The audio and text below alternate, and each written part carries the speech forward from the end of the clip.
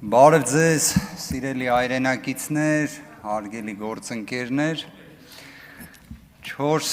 տարի առաջ էր, որ այս ամբիոնից ելույթ է ունեցել, երևի թե մի այդքան ժամանակահատված անցել է։ Գիտեք, այս 4 տարիների ընթացքում Արցախը հայաթափվել է, Հայաստանի Հանրապետության ինքնիշխան տարածքում կա օկուպացիա, գտնվում ենք աշխարհաքաղաքական չափազանց բարդ իրավիճակում, ունենք սոցիալ-տնտեսական մարտահրավերներ, բայց այս ամենը ինչի համար եմ ասում։ Ասում եմ ոչ թե նրա համար, որ մեզանից յուրաքանչյուրը ողբի տրամադրության մեջ լինի, այլ ճիշտ հակառակը, ունենա համոզմունք,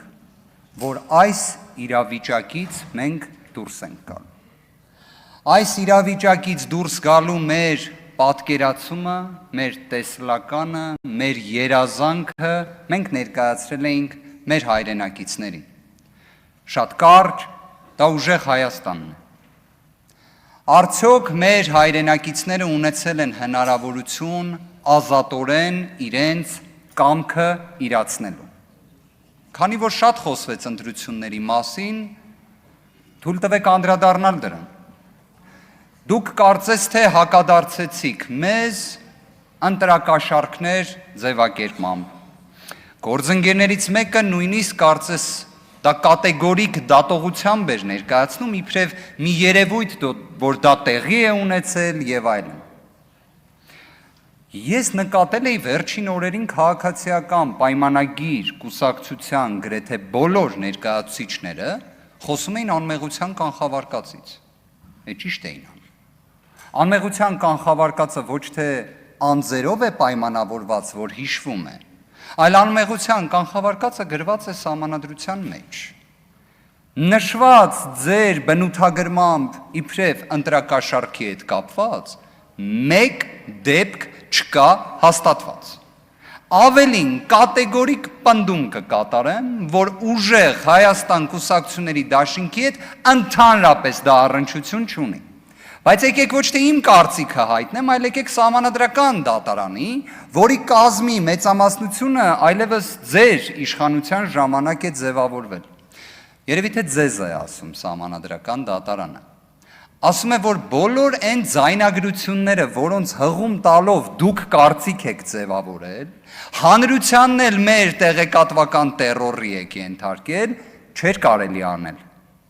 Դուք պատկերացնում եք, դուք ամբողջ նախընտրական քարոզարշավը խոսում էիք այդ ձայնագրություններից։ Հակակոռուպցիոն կոմիտեն ամեն օր խոսում էր այդ ձայնագրություններով, սահմանադրական դատարանն ասում է, որ դա չէր կարելի անել ընդհանրապես, որ դա ազատ քաղաքական մրցակցության խաթարում է։ Երևի չէիք կարդացել ոչինչ։ Մյուս հանգամանքը սահմանադրական դատարանը պարզում ասում է, որ այդ կենսաթոշակը, որ բարձրացրել եք, լավ չեք արել։ Դա պետք է կանոնակարգվի, ասում է, որ դա նման է սոցիալական կաշառքի, որ պետք է օրենսդիրը դրա վերաբերյալ լուծումներ տա։ Դե երևի դրանից էլ տեղյակ չեք։ Մյուս հանգամանքը սահմանադրական դատարանը ասում է, որ դուք վարչական ռեսուրս եք չարաշահել, ատելության խոսք եք տարածել։ Ուղղակի այս ամբողջը արձանագրելով, Բարգավաճ Հայաստան կուսակցության այդ տեղի ունեցածը ձայնագողության տեսանկյունից արձանագրելով վերջում ասում է, որ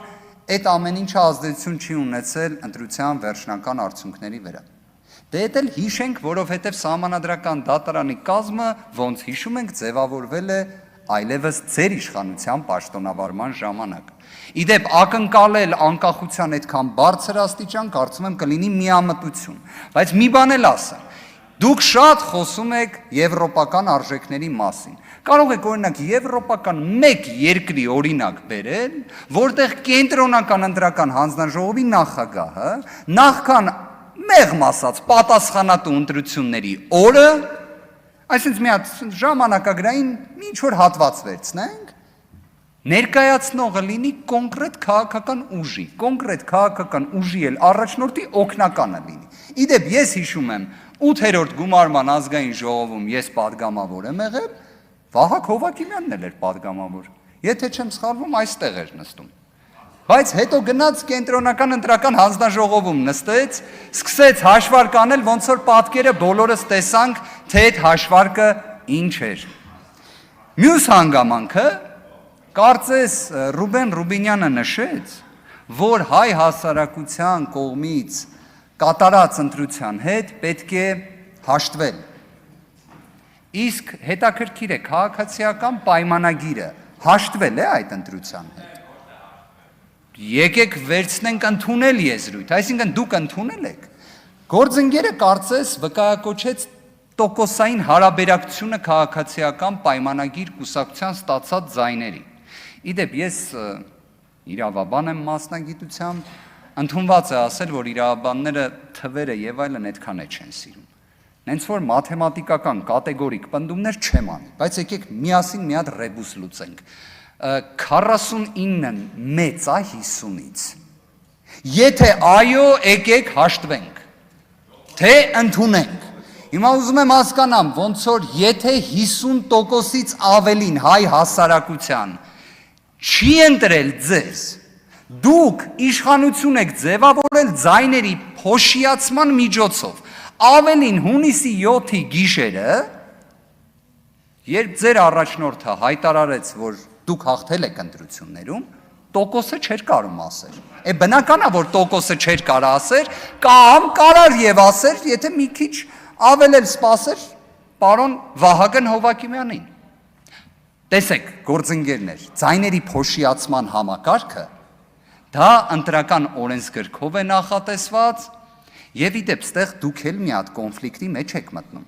Եթե դուք շարունակում եք հանրապետականի բոլոր գործողությունները քննադատել, հաշվի առեք այդ ձայների փոշիացման համակարգը, որով հիմա իշխանություն եք ձևավորել,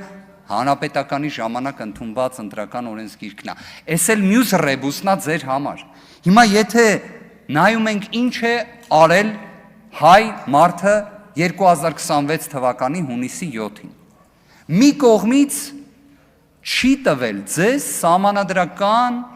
մեծամասնություն։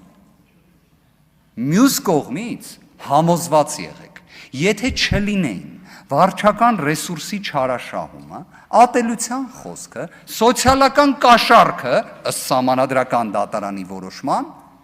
պարզ է չէ, որ պատկերը լինելու էր այլ։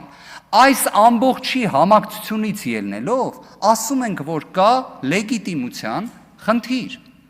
Լեգիտիմության խնդիրն էլ ինչպես է հաղթահարվում։ Ժողովրդի կողմից։ Ժողովրդի։ Իդեպ այս ազգային ժողովը ոչ թե ուժեր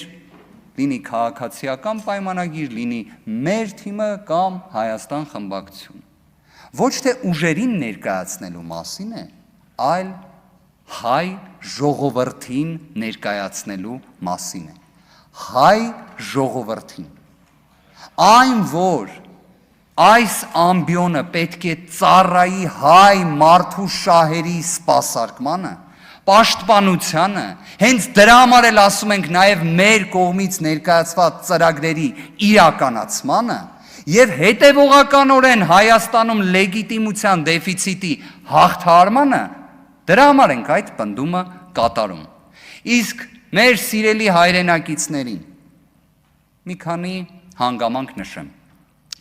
Ժողովուրդ ջան, ձեր տրամադրությունը տեղը, ձեր վճռականությունը թող լինի տեղը եւ համոզմունքը առայն, որ մենք ուժեղ Հայաստան ունենալու ենք, մեկ վայրկյան չկասկածեք։ Աստված պահապան։ Ելույթի համար ձայնը տրվում է պատգամավոր